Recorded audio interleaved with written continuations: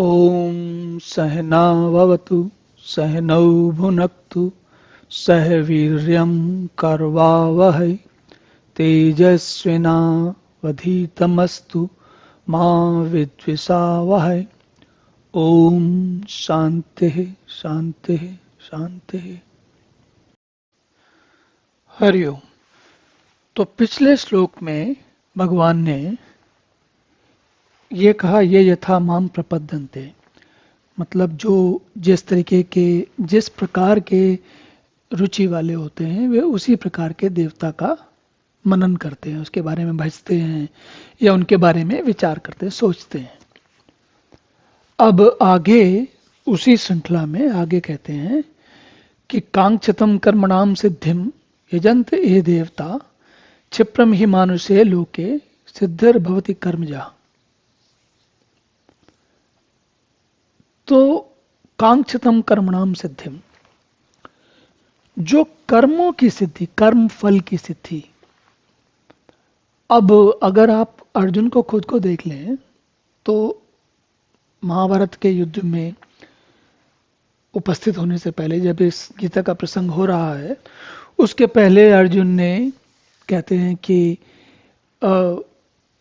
भगवान शंकर की उपासना की, पूजा की, देवराज इंद्र की पूजा की और संभवतः और अन्य देवताओं की भी पूजा की होगी, पर ये दो लोग तो बड़े बड़े नाम हैं जो कि आते हैं, जो जैसे किरात के साथ भगवान शंकर किरात के वेश में आकर उनसे उन्होंने अर्जुन की परीक्षा ली थी। देवराज इंद्र के तो कुंती के साथ अर्जुन पुत्र ही हैं, लेकिन उसके बावजूद उन्होंने अलग से उनसे जो है उनकी उपासना की। और क्योंकि अर्जुन उनकी उपासना क्यों कर रहे हैं? क्योंकि अर्जुन को युद्ध में सफलता चाहिए, कर्म फल चाहिए। जो कर्म करने वाले हैं युद्ध में, वो उसमें उनको फल चाहिए, एक फल के हित हेतु काम कर रहे हैं। इसी प्रकार हमने देखा है कि जीवन में बहुत से लोग, अब अर्जुन का हेतु कोई किसी भी दृष्टि से कोई ऐसा नहीं कहा जाएगा, कोई निकृष्ट किस्म का हेतु नहीं कहा जाएगा। अर्जुन अच्छे व्यक्ति हैं और अच्छे लोगों को वो जो समस्या करने दुर्जन लोग हैं उनको किनारे करना चाहते हैं ताकि दुनिया और समाज ठीक से चल सके। लेकिन अंततोगत्वा अर्जुन को चाहिए तो कर्मफल ही। तो इसी तरीके से जैसे हमने देखा कई बार कि अब आप ये सोचिए कि ओलंपिक की तैयारी करने वाला कोई पहलवान या कोई धनुर्धर या कोई रेस में दौड़ने वाला लड़का या कोई लड़का लड़की या फिर कोई जैसे हॉकी का गेम खेलते हैं, खेल खेलते हैं, ये सारे लोग क्या हैं? ये कांक्षितम कर्मणाम सिद्धिम, किसी एक, अब ये सब शरीर सौष्ठव के लिए, मेरा शरीर सही रहे और मैं बहुत अच्छी तरीके से खेल की जो प्रतिस्पर्धा है उसमें भाग लेकर राष्ट्र के लिए, अपने लिए सबसे अच्छा पदक लाऊं, तो कर्मफल की अपेक्षा तो है ही। हमारे साधारण जो लोग केवल स्वयं के लिए कर्म करते हैं उनसे तो बहुत अच्छा है ये कर्मफल, लेकिन है तो कर्मफल आखिरकार। तो भगवान ये कहते हैं कि इस मनुष्य में कर्मों के फल को चाहने वाले लोग देवताओं का पूजन करते हैं, और देवताओं का पूजन इसलिए करते हैं क्योंकि इस प्रकार की जो कर्मों से उत्पन्न होने वाली सिद्धि है वो शीघ्र मिल जाती है। अब आप सोचेंगे कि ओलंपिक का खिलाड़ी हो या अर्जुन हो, अर्जुन ने तो 12 वर्ष तप किया। 12 वर्ष कोई साधारण बात तो नहीं है, शीघ्र कहाँ है? या जो लोग जो ओलंपिक के लिए जो खेलने जाते हैं उनकी ट्रेनिंग 5-6 साल चलती है।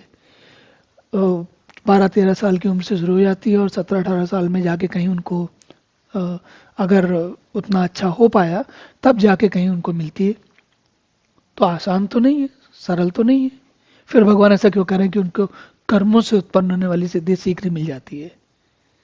तो यहाँ जो है परिप्रेक्ष्य की बात है। परिप्रेक्ष्य की बात ऐसे है कि 2 4 साल 5 साल अलग बात है, वही अर्जुन जिन्होंने देवराजेंद्र को तपस्या करके साध लिया और उनसे वर ले लिया, वही अर्जुन जिन्होंने भगवान शंकर से वर ले लिया, और वही अर्जुन जिन्होंने द्रोणाचार्य से इतनी सारी शिक्षा ले ली, वही अर्जुन अभी भी दुविधा में। तो यहाँ तुलना की बात है। जो भगवान का जो वास्तविक स्वरूप है उस तक पहुंचने के लिए समय अधिक लगता है, लेकिन जो कर्मों के फल यानी कि हमारी क्षमताओं से इस दुनिया में, इस जगत में, संसार में जो कुछ हमारे सामान्य जो काम दिखते हैं, उन कामों में सिद्धि मिलना शीघ्र होता है। उसकी तुलना अगर आप भगवान की को खुद को मतलब परमात्म दर्शन की से करें तो इसलिए भगवान कहते हैं कि जो क्षिप्रम ही मानुषे लोके, क्षिप्रम कहते हैं जल्दी मिलने को। तो मानुष के लोक में, जो मनुष्यों के लोक में सिद्धियों से जो होने वाले कर्म है, सिद्धि भवति कर्म जा, सिद्धियों से होने वाले जो कर्म है, मतलब कर्म फलों की जो सिद्धियां हैं वो क्षिप्र जल्दी मिल जाती हैं, शीघ्रता से मिल जाती हैं। तो अब और इसके आगे देखते हैं कि अब भगवान क्या और बताते हैं। लोगों की किस तरीके के, किस प्रकार के साधक होते हैं, उसके बारे में भगवान आगे क्या बताते हैं, चलिए वो आगे देखते हैं।